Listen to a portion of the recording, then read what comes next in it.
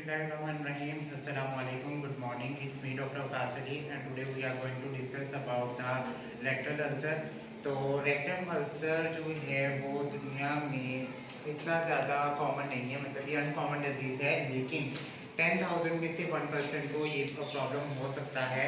In that case के अगर वो पेशेंट जो है IBD वाली कंडीशन में रहा हो या फिर एक्यूट या क्रॉनिक कॉन्स्टिपेशन में पाइल्स वगैरह वाली कंडीशन में रहा हो, ठीक है, सॉलिटरी जो है वो बाउल डिजीज में रहा हो, तो उस कंडीशन में रेक्टल अल्सर का प्रॉब्लम हो सकता है। ठीक है, तो रेक्टम अल्सर के बारे में हम देखते हैं कि रेक्टम अल्सर की डेफिनेशन क्या है। सबसे पहले हम देखते हैं कि रेक्टम अल्सर क्या है।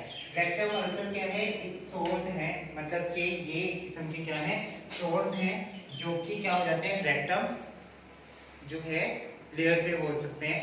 तो ये क्या होते हैं, इनसाइड द रेक्टम होते हैं।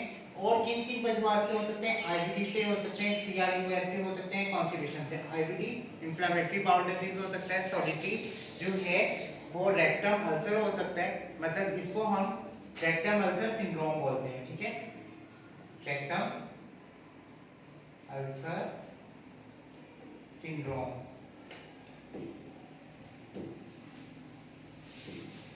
अच्छा जी, इसके अलावा कॉन्स्टिपेशन की वजह से हो सकता है। अच्छा, फिर मैंने जो है रेक्टल अल्सर को समझने के लिए मैंने इसको दो कंडीशन में चेंज किया, स्ट्रेस और ट्रॉमा।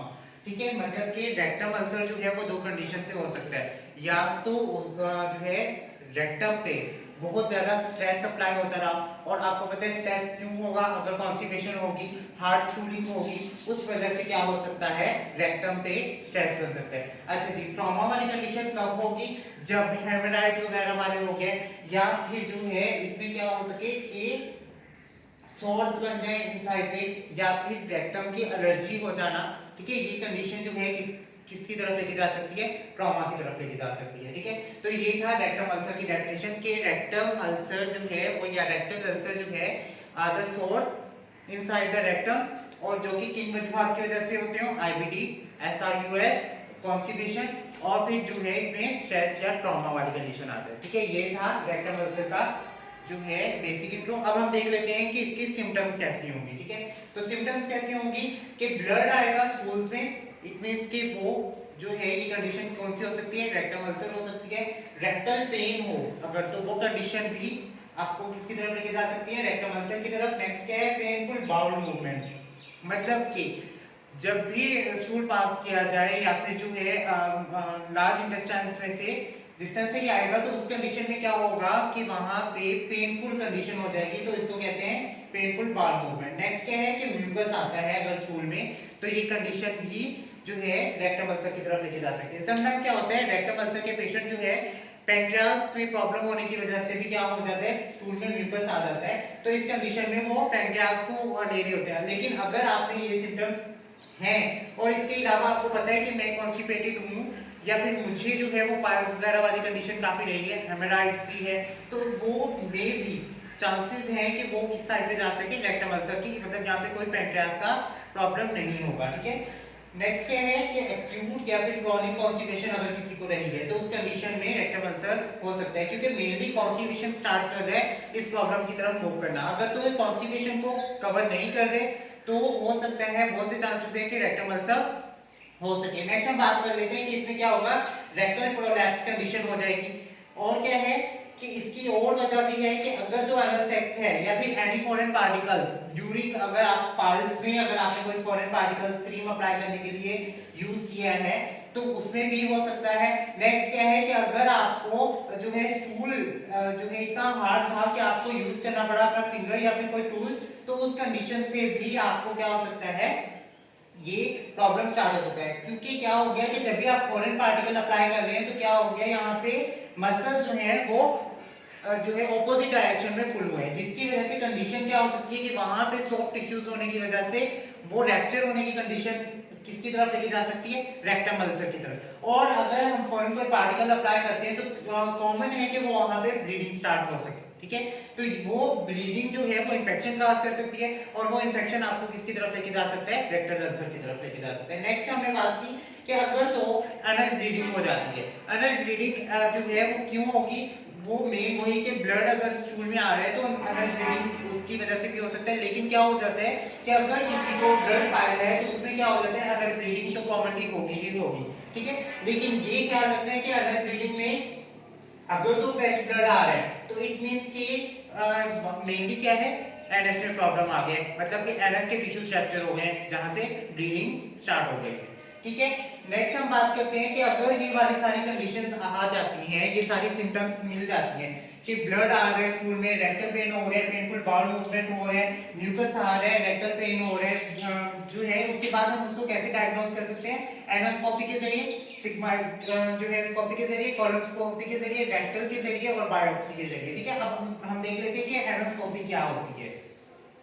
एनोस्कोपी क्या होती है, ये शॉर्ट ट्यूब होती है जो क्या होता है एनल पार्ट के थ्रू जो है इंसर्ट की जाती है, और इसमें क्या होता है टॉर्च के जरिए डॉक्टर जो है एग्जामिन करता है कि यहाँ पे क्या प्रॉब्लम है, ठीक है। तो ये है एनोस्कोपी। नेक्स्ट हम बात करते हैं सिग्माइडोस्कोपी की। ये क्या होता है, एक फ्लेक्सिबल सा इंस्ट्रूमेंट होता है जो कि पास किया जाता है एनल के थ्रू, और उसमें क्या लगा होता है, कैमरा लगा होता है एंड में, जो कि क्या करता है सारी एग्जामिनेशन करके शो करवाता है कि वेयर इज द प्रॉब्लम, कि यहाँ पे कोई सोल्स हो रहे हैं, कोई इन्फ्लेमेशन है या कोई कैंसरस मटेरियल है, तो वो सारी चीजें कौन हमें बता देता है, sigmoidoscopy. Next one is colonoscopy, ठीक है। कोलोनोस्कोपी क्या है, ये एक लॉन्ग स्कोप है, इसमें भी कैमरा एंड पे लगा होता है, और ये सिग्माइडोस्कोपी से ज्यादा बेहतर रिजल्ट देता है, मतलब ये ज्यादा क्लियरिटी के साथ जो है हर चीज को एग्जामिन करके जो है वो इमेज देता है हमें। नेक्स्ट हम बात कर लेते हैं रेक्टल अल्ट्रासाउंड की। अब आपको पता है कि अल्ट्रासाउंड क्या होता है। अल्ट्रासाउंड मेनली क्या है, सारा काम उसमें क्या होता है, प्रोब का होता है,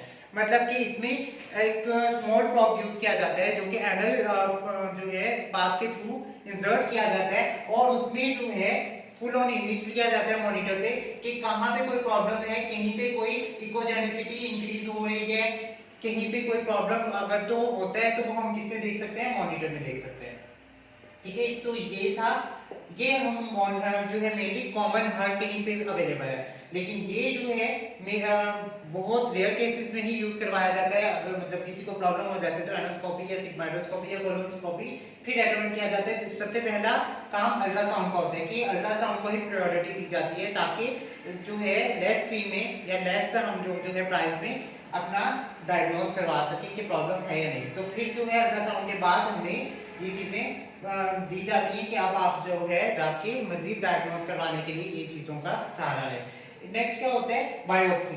अब आपको पता है बायोप्सी में क्या होता है कि जो है लिविंग पार्ट को, मतलब एक टिश्यू को लिया जाता है और उसको माइक्रोस्कोपिकली जो है ऑब्जर्व किया जाता है, ताकि हमें पता चल सके कि कहाँ पे प्रॉब्लम है, मतलब कि ये जो है उसकी तरफ लेके जा रहे हैं, कैंसरस मटेरियल की तरफ लेके जा रहे हैं या नहीं लेके जा रहे हैं। तो उस कंडीशन में हम क्या करते हैं, बायोप्सी को लेते होते हैं। अब क्या है कि ये प्रॉब्लम जो है मैंने आपको बताया अनकॉमन है, मतलब कि इतना ज्यादा स्प्रेड होने वाला नहीं है। ये 10,000 में से किसी जो है 1% को हो जाता है। तो इसका ट्रीटमेंट जो है मेनली क्या होता है, एलोपैथिक में एंटीबायोटिक्स वगैरह को यूज करवा के इसका ट्रीटमेंट लिया जाता है, क्योंकि देखिए इसमें क्या आ जाता है, एसटीआई और एसटीडी दोनों आ जाते हैं, मतलब कि इसमें सेक्सुअली ट्रांसमिटेड डिजीज आ जाती होती हैं, ठीक है। तो इन कंडीशंस को लेकर अगर तो हम कोई भी मेडिसिन को एलोपैथी में यूज करते हैं तो सबसे पहले हमारी प्रायोरिटी होती है कोई भी एंटीबायोटिक यूज करके क्या किया जाए कि वो जर्म को किल किया जाए। वायरल है जो है तो उस तरह की मेडिसिन को हम अप्लाई करते हैं अकॉर्डिंग टू सिम्टम्स, हमारी जो है यहाँ पे मेडिसिन चूज हो जाती है। नेक्स्ट हम बात करते हैं, मैंने थोड़ा होम्यो को थोड़ा डिटेलिंग में किया क्योंकि जो है आपको पता है कि होम्यो रेमेडीज जितनी भी हैं वो क्या है, हेल्पफुल हो जाती हैं कॉन्स्टिपेशन को क्योर करने में, क्योंकि अगर हम एंटीबायोटिक्स यूज करते हैं तो वो हमारे स्टमक पे इफेक्ट करते हैं, लेकिन ये जितनी भी मेडिसिन हैं ये हमारे स्टमक पे इफेक्ट नहीं करती, ये मेनली क्योर करने में हेल्प करती हैं, ठीक है। अगर हम नक्स वोमिका की बात करते हैं तो नक्स वोमिका एक कॉमन सी मेडिसिन है, बहुत वाइडली यूज होने वाली मेडिसिन है। तो नक्स वोमिका को कहाँ यूज करवाया जाता है, जो है इस कंडीशन में कि अगर तो पेशेंट बहुत ज्यादा, पेशेंट का लिविंग स्टाइल अगर वो सिटिंग है, मतलब वो बहुत ज्यादा बैठने वाला काम कर रहा है और वो कॉन्स्टिपेटेड रह रहा है, तो उसका कॉन्स्टिपेशन वगैरह का मसला हो जाता है, तो उस कंडीशन में नक्स वोमिका हेल्पफुल है। नेक्स्ट हम बात कर लेते हैं एलोमिना, मतलब कि एलोमिना उस कंडीशन में हेल्पफुल है जिसमें जो है क्या हो कि स्टूल जो है पास करने की अर्ज हो, लेकिन इसमें क्या हो कि हार्ड पुल करना पड़े या हार्ड पुशिंग करना पड़े, तो उस कंडीशन में एलोमिना हेल्पफुल है। नेक्स्ट हम बात कर लेते हैं ब्रायोनिया, जिसमें ड्राइनेस बहुत ज्यादा फील हो, ठीक है, जिसमें ड्राइनेस बहुत ज्यादा फील हो, उस कंडीशन में हम क्या कर सकते हैं, ब्रायोनिया को जो है यूज कर सकते हैं। एलोमिन जो है ये मेडिसिन को हम इंटॉक्सिकेट वे में यूज कर सकते हैं, मींस के अगर किसी को स्टूल पास करने की अर्ज हो रही है और उसके बाद जलन बहुत ज्यादा हो रही है, पेन हो रहा है, रेक्टम पेन में ये बहुत ज्यादा हेल्पफुल है, ठीक है। इसके अलावा सिलिशिया अगर तो पस वाली कंडीशन या फिर जो है म्यूकस वाली कंडीशन आ रही है, ठीक है, उस कंडीशन में आप जो है इसको यूज करवा सकते हैं सिलिशिया को। नेक्स्ट है हिमामेलिस, ब्लड वाली कंडीशन का अगर स्टूल आ रहा है तो फिर उस कंडीशन में आप इसको हिमामेलिस को यूज करवा सकते हैं। नेक्स्ट एक इंपॉर्टेंट है जिसको हम एलोस बोलते हैं। एलोस मेडिसिन में क्या होता है, एक्सेस म्यूकस अगर किसी को स्टूल के साथ पास हो रहा है और उस कंडीशन में अगर हल्का ब्लड भी आ रहा है तो एलोस काफी हेल्पफुल है। और मेनली रेक्टम अल्सर में सबसे पहले जो मेडिसिन यूज करवाने की तरफ प्रायोरिटी होती है वो किसकी है, एलोस की, ठीक है।